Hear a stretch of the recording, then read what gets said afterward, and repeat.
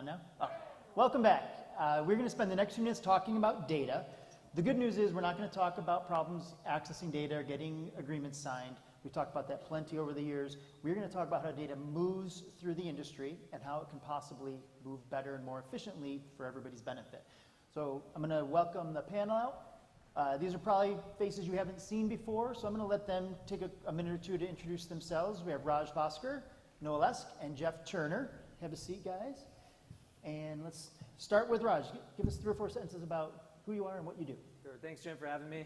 My name is Raj Bhaskar. I'm co-founder and CEO of Hurdler. Hurdler is an app that automates agents' accounting, finances, and taxes so they can focus on selling.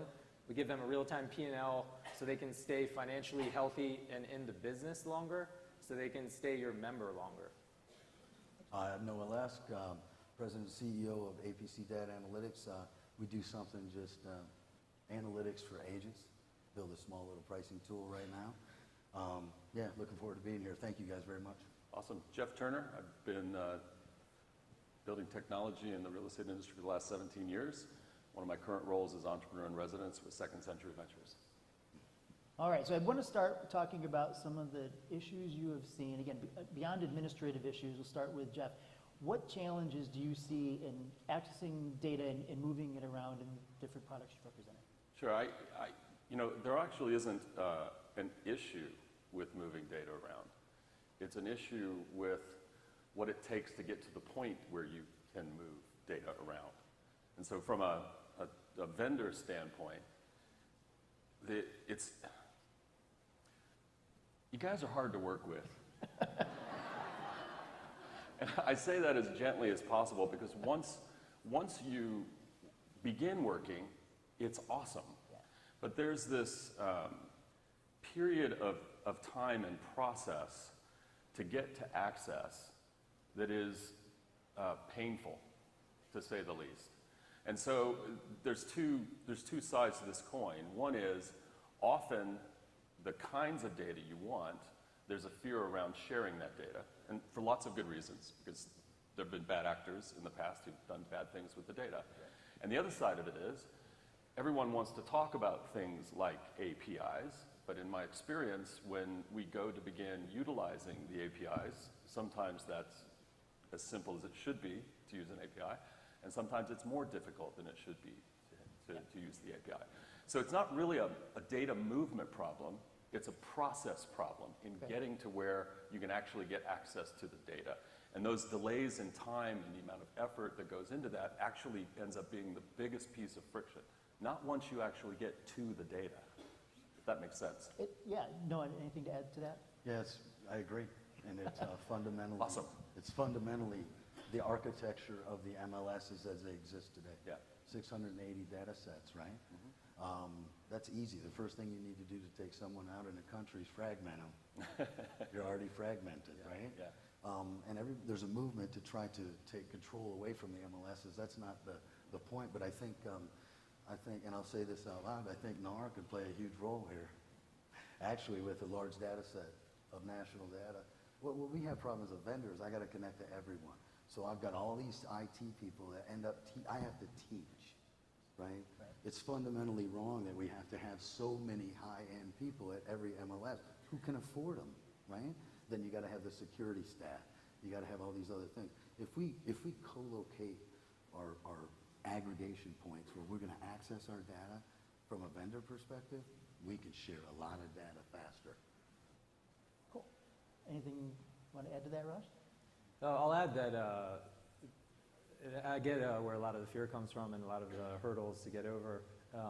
In my particular case, we just need a small piece of listing data and we can do something interesting with it. We're projecting agents' income so they can do better financial planning, set their goals. And we don't need anywhere near the number of fields that a traditional someone seeking listing data would need.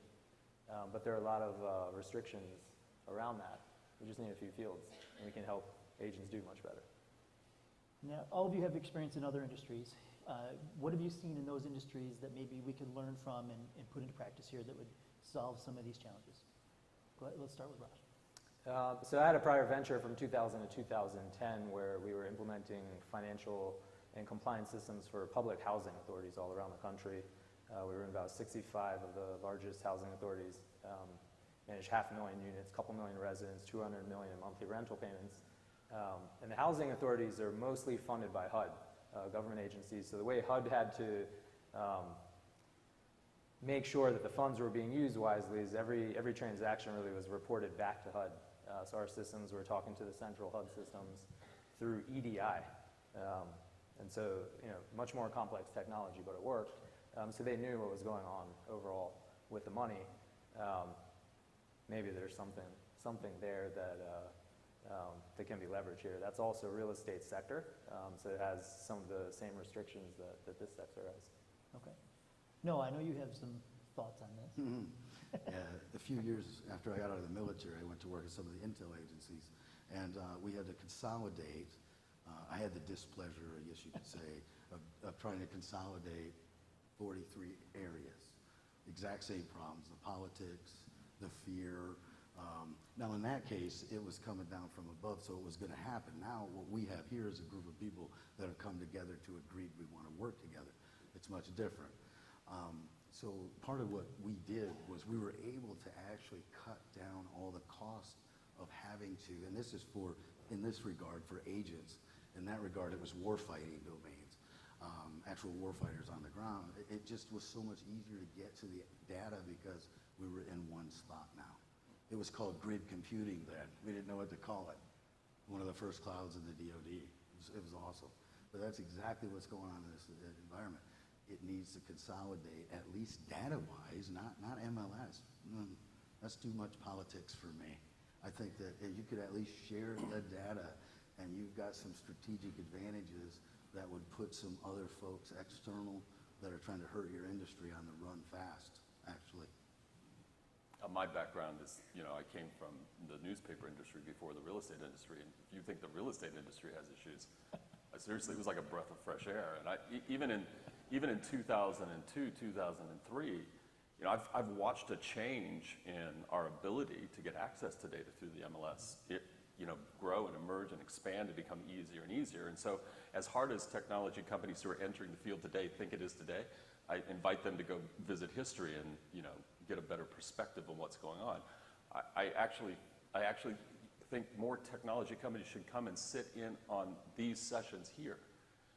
I think if they understood all of the things that were trying to be done to protect the data and to do the right things with the data, they'd understand why the processes are in place to protect that data in the way it's protected.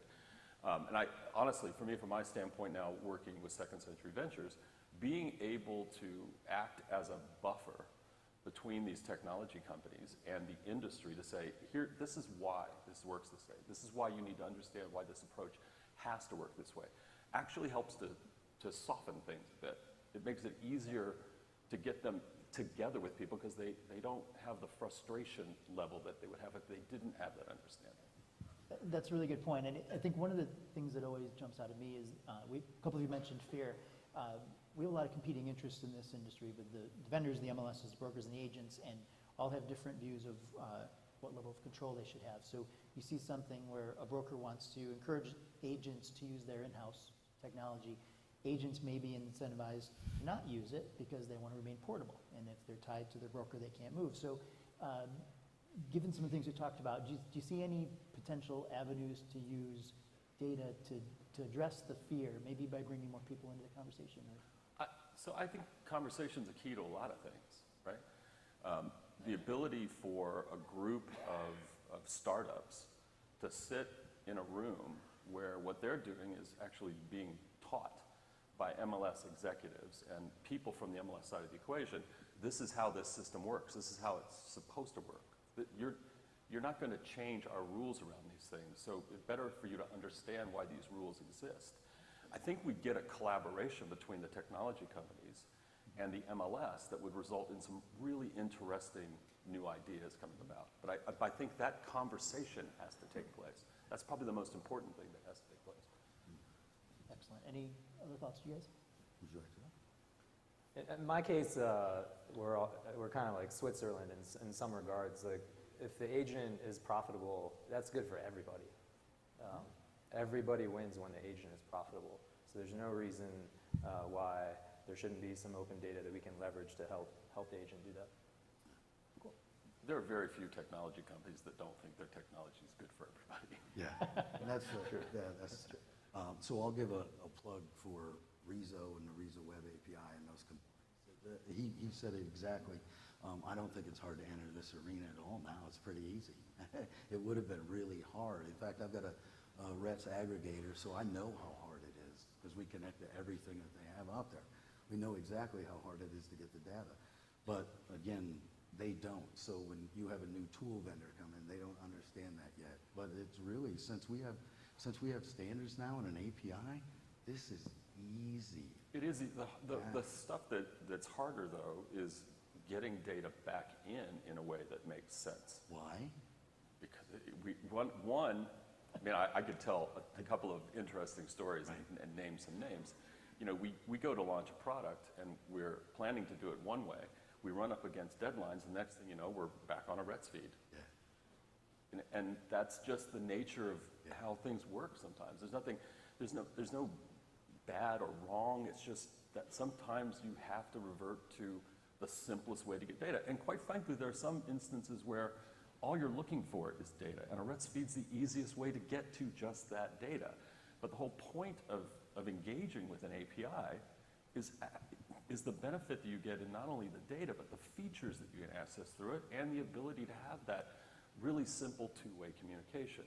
And so I think somehow there's got to be a forcing to an API standard that allows that communication to take place in a way that I think we all want it to take place. I'd like it to be at a national level. I'm going Fed by to stay away from that Yeah. conversation. Good answer. But you'll see me later. Okay. I hope not in a dark alley.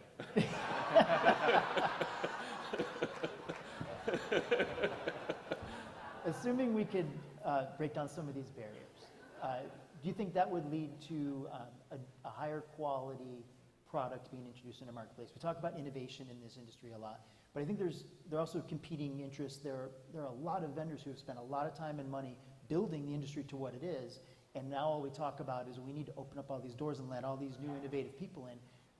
How can that work together? How can we move data better to empower both the legacy vendors and the new vendors? I'll start with Raj as a newer vendor. Sure. I think, so you can make, I've seen it in other industries. In our industry, we're in financial technology. They call it fintech, and they call them data aggregators. So we use a provider to connect to 10,000 different bank accounts. It covers 95% of US citizens. We didn't go build our own connection to each one. And what they did is you can test it out. You don't have to talk with them. First 100 accounts are free. So you test it out and try to prove something innovative, like that whole minimum viable product model. I think there's something that folks here could do where they make certain things available, but limit the amount. So that way you get your protection. You can see what are they trying to achieve. Okay. And you don't know what comes out of it. And we're projecting agents' income off of listing data. That's a new thing. And that was an idea from someone in the audience here. It wasn't our own idea in our own office. Cool. Anything to add, Noah? Yeah, I think that some of the national, again, I go back to the national thing, is that there's already some places out there that are providing that data, but I don't know that it's, it's MLS specific. There's maturity levels of MLSs, and that's kind of some of the issues we're dealing with, is even getting the data from and back and forth. So that's some of the things that we would have a challenge with as new vendors enter, depending on what area of the nation they're going to enter in, what MLSs those are. Cool. We've also seen a bunch of third parties come into the industry who are trying to act as an API layer between this data and all of the technology companies as well. And they see that action of being that API layer as adding real value. And what I'm keep trying to figure out is why isn't that seen in the same light by the MLS itself? Why isn't that seen as a member benefit, if you will, or a value add that's being provided back to the members, both on the broker side as well? Being able to enable data in ways that don't currently exist. You know, we get into situations where you want to offer a specific product or a specific service, And with one association and one MLS, they can just give you full access to the data with a vote in a board meeting. And in another one you go to, you can't do that. We'll give you the access to do it, but then we now need to go get each broker to approve it. And it can't be an opt-out, it has to be an opt-in. But there's no automated way to get that opt-in. And so now what starts happening? And we're talking as recently as a year ago, paper forms start flying around to get somebody to say, yes, I'd like that data. That can be fixed. I mean, it can be fixed fairly easily. But I think the MLS has to see that as being their job and not allow some third-party company to come in and take that value and monetize that value. But I'll make a point, you know, that not every MLS has the budget to do those things. But every MLS has the data and could contribute into the bucket properly. Nationally, I agree. Thank you. That's a great segue, because I wanted to get your guys' thoughts. At the end of the day yesterday, Rob Hahn and Dave Sharon talked about this concept of the MLS operating system. And I think that aligns with kind of some of what you guys are talking about. So, Jeff, you were here, and I know you said you didn't see the presentation, but thoughts on that concept? 'Cause it sounds kind of like you're describing. Okay, I love the analogy, Yep. first of all. I can't believe I'm about to say this. Go ahead. But following on Noah's point, there's only one Microsoft operating system. So how does the MLS become the operating system with as many moving parts as it is? I think that's where the analogy breaks down fairly significantly. If I decided I wanted to buy a Microsoft computer, and when I went from one state to another, I had to download a piece of software to run that operating system on that computer. That's almost near the analogy we're talking about.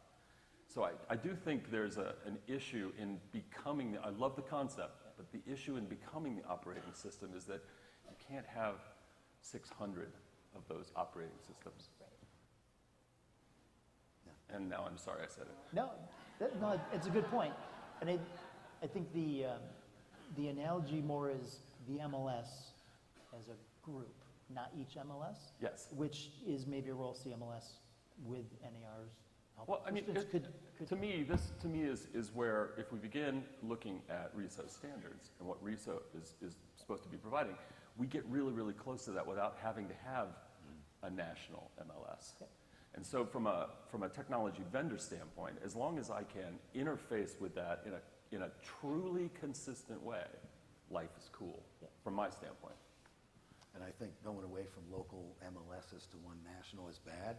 We're not gonna get rid of the agents. It's still a individual game. We're gonna be with people, doing people, work with people. The MLSs do the same thing locally. So that's why, you know, like I said, I'm kind of I'm less about the operating system. I like the concept. The analogy's great. Again, I'm on the data sharing side of that. Understand. So I agree with that part of it, for sure. And I want to come back to Roger just for a second.